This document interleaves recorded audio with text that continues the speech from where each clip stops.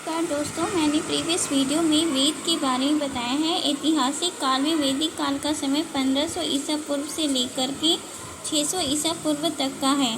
वेद का शाब्दिक अर्थ ज्ञान होता है। वेद को 4 भागों में बांटा गया है: ऋग्वेद, सामवेद, यजुर्वेद, अथर्ववेद। ऋग्वेद का उपवेद आयुर्वेद है, सामवेद का उपवेद गंधर्ववेद है, यजुर्वेद का उपवेद धनुर्वेद है, अथर्ववेद का उपवेद शिल्पवेद है। मैंने प्रीवियस वीडियो में पुराण के बारे में बताया है। इसकी रचना महर्षि लोमहर्ष तथा उग्र शर्वा ने किया है। इसकी संख्या कुल 18 है। इसे 5वां वेदों या वेदों का वेद कहते हैं। इससे प्राचीन राजवंशों की जानकारी मिलती है। इसमें विष्णु पुराण, मत्स्य पुराण, वायु पुराण के बारे में मैंने प्रीवियस वीडियो में बताया है। स्मृति साहित्य, इसमें प्राचीन राजवंशों की जानकारी मिलती है। स्मृति साहित्य की कुल संख्या 36 है, जिसमें विष्णु स्मृति और नारद स्मृति दोनों मिलाकर गुप्त काल की जानकारी मिलती है। मनु स्मृति तथा याज्ञवल्क्य स्मृति से मौर्य काल की जानकारी मिलती है। याज्ञवल्क्य स्मृति में जुआ खेलने को उचित बताया गया है। मनु स्मृति को धर्मशास्त्र कहते हैं। इसमें ऊंची जाति को वीरता दी गई है। दलित तथा महिला को नीचे दिखाया गया है। इसमें विवाह के लिए पुरुष की आयु 25 वर्ष तक है, स्त्री की आयु 12 वर्ष तक बताया गया है। इसमें 8 प्रकार के विवाह की चर्चा की गई है।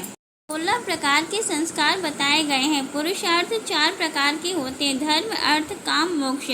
धर्म सामाजिक नियम की व्यवस्था, अर्थ आर्थिक संसाधन, काम शारीरिक सुख भोग, मोक्ष आत्मा का उद्धार।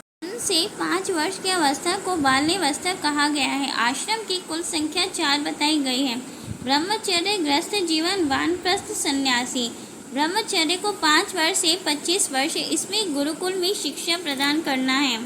गृहस्थ जीवन 25 वर्ष से 50 परिवार के साथ। वानप्रस्थ जीवन 50 वर्ष से 75 वर्ष तक सामाजिक या धार्मिक जीवन। सन्यासी 75 वर्ष से वन में तपस्या। आगे है महाकाव्य। महाकाव्य की संख्या 2 बताई गई है: महाभारत और रामायण। सबसे पहले रामायण। इसकी रचना महर्षि वाल्मीकि ने प्रारंभ की है। इसमें 12,000 श्लोक थे, किंतु वर्तमान के समय में 24,000 श्लोक बताए गए हैं। उसे गुप्त काल में पूरा किया गया है।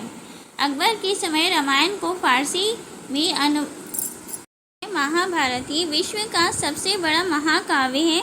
इसकी रचना वेद व्यास ने की है। इसका प्रारंभिक नाम जय संहिता था, जिसमें 8800 श्लोक थे, लेकिन वर्तमान में बस 1 लाख श्लोक ही हैं। महाभारत के खंडों को पर्व कहा जाता है। इसमें कुल 18 पर्व है। सबसे महत्वपूर्ण पर्व भीष्म पर्व को कहा गया है, जिसमें अर्जुन तथा कृष्ण की वार्तालाप की चर्चा है। भीष्म पर्व को भागवत गीता या गीता कहा जाता है। अकबर के समय में महाभारत को फारसी भाषा में रजनामा के नाम से अनुवाद किया गया था।